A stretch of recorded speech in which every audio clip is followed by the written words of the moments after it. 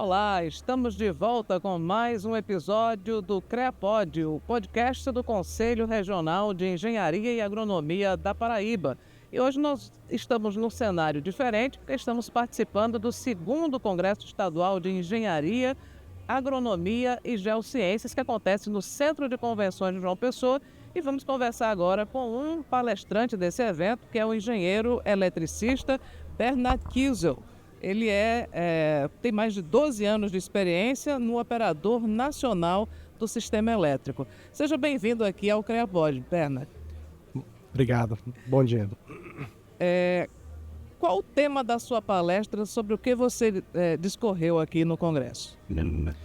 Muito bem, obrigado pelo convite. Queria primeiramente agradecer aí ao CREA Paraíba pelo convite aqui para estar no evento, poder discutir o tema.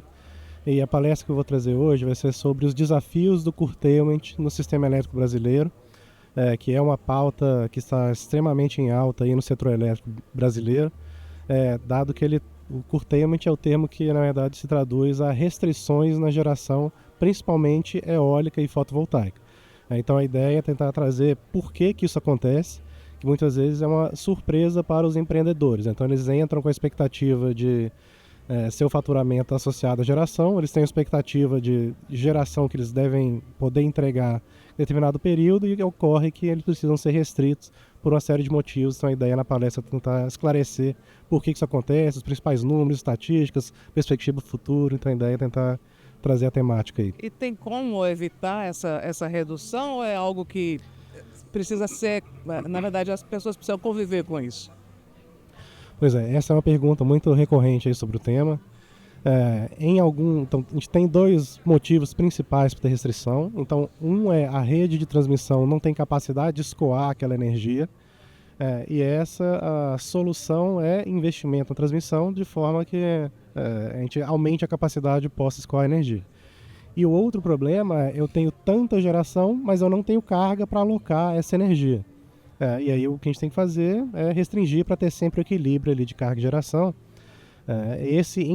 Em princípio, as perspectivas que a gente tem para o futuro é que restrição por esse motivo, em princípio, aumente, dado que a gente está tendo um aumento cada vez maior de geração de micro e mini geração distribuída, que é aquela que está na casa dos consumidores, e isso acaba reduzindo a necessidade de geração de fontes de grande porte, né? E aí a tendência que a gente vê para o futuro é que isso tenda a aumentar. Essa cultura de geração individual de energia? Exatamente. Então a geração individual é um benefício consumidor, né? Tem uma série de vantagens econômicas, mas do ponto de vista dos grandes empreendedores aí que estão construindo usinas de grande porte, essa geração localizada no consumidor faz com que não seja necessário ter tanta geração de grande porte. Então acaba a gente tendo que cortar essa geração em grande porte para dar espaço para essa do consumidor lá na distribuição. Na Paraíba pelo menos, está em franco desenvolvimento a geração de energia eólica e solar. Perfeito. O operador nacional do sistema, ele se preocupa com essa, ou ele, ou é mais uma alternativa bem-vinda para a geração de energia? As fontes energéticas são sempre bem-vindas, né? A gente tem um parque aí, uma série de fontes, né? A gente ainda é majoritariamente hidráulico, a gente tem as fontes térmicas, e mais nos últimos 10 anos, vou dizer assim, a gente teve um crescimento muito grande de eólica, inicialmente, agora a fotovoltaica está vindo com muita força, e todas as fontes são benéficas e ajudam no atendimento ao país, né? Agora, as fontes eólico e fotovoltaico trazem os desafios por não serem fontes despacháveis, né? Elas geram quando tem o combustível disponível, que no caso é o vento e o sol. Tem algumas questões que são bem polêmicas envolvendo a geração de energia ou a economia também de energia, e uma delas é o horário de verão. E muita gente divide opiniões. O horário de verão, ele serve para economizar energia ou não? Na sua opinião?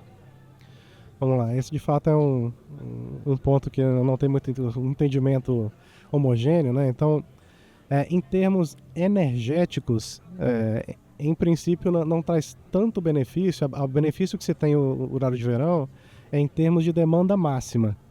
Então o que ele faz é quando a gente desloca a hora, uma hora para trás, acaba que a coincidência do pico de carga, de entrada de chuveiro, das pessoas voltando para casa, ela fica descasada da entrada da iluminação pública.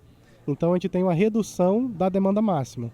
E com isso a gente consegue evitar o despacho daquela pequeno montante ali que a gente tem que atender, e às vezes isso evita um despacho térmico que traz um impacto relevante em termos de custo, né?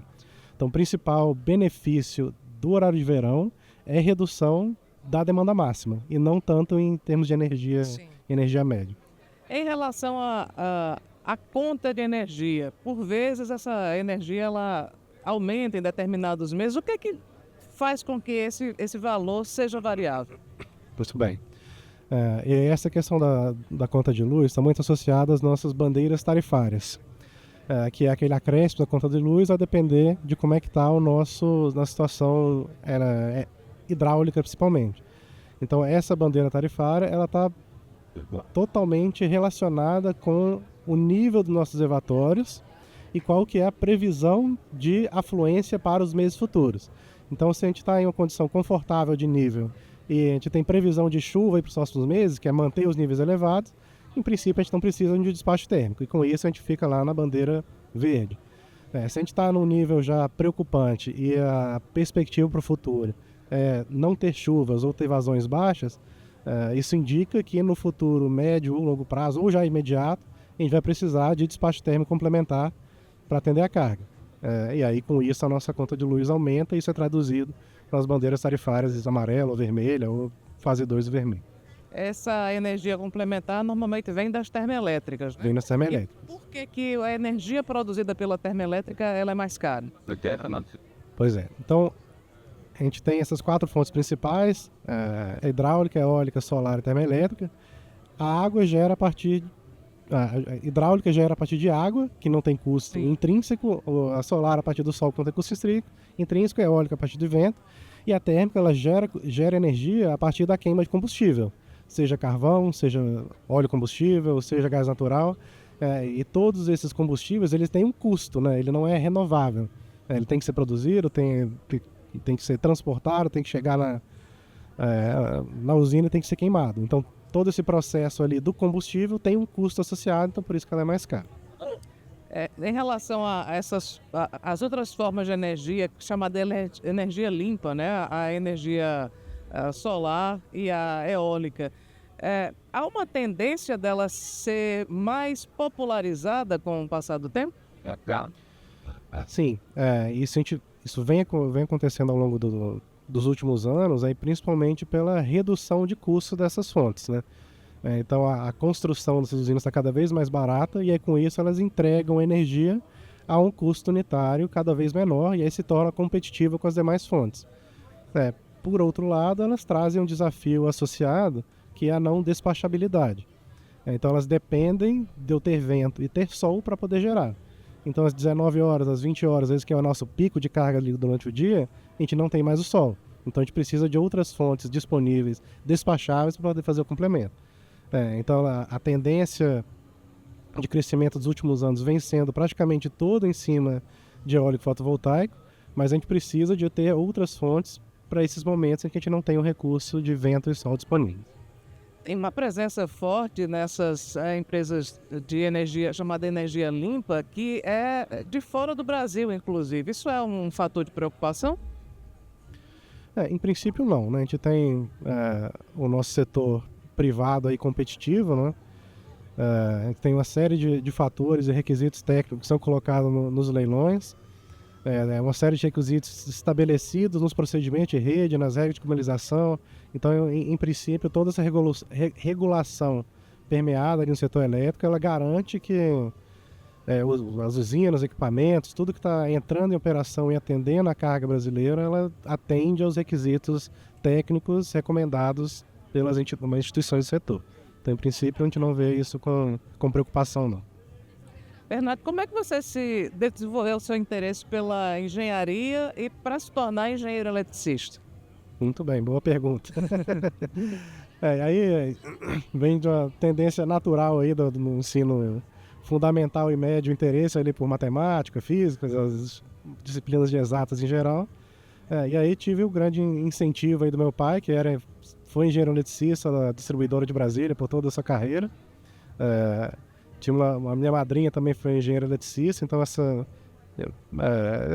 o familiar aí pesou um pouco na hora da escolha de qual engenharia que para mim já era certo seguir essa trilha, dada essa preferência ali por disciplinas exatas, e acabei escolhendo a elétrica, dada essa indicação familiar. E você foi trabalhar num local estratégico com essa questão da energia, que é o operador nacional do sistema. Quais são os grandes desafios de estar fazendo parte desse setor da ONS, do ONS? Muito bem. Então acho que de fato o operador é central ali no setor elétrico, né? Então tenho muito orgulho de trabalhar ali.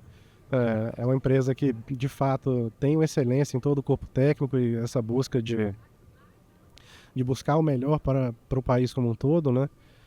E acho que os principais desafios que a gente vê hoje estão todos associados à questão de integração de usinas renováveis, que traz esse benefício energético, né, de energia limpa, que vem sendo sempre buscado, mas tem os desafios intrínsecos de não ser uma fonte despachável, e aí isso traz a dificuldade em termos de atendimento à rampa, de excesso de oferta, de dificuldade de atendimento à ponta.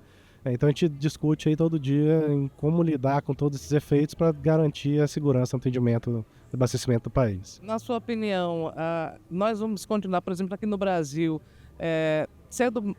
ainda dependendo majoritariamente da geração de energia hidrelétrica? Certamente.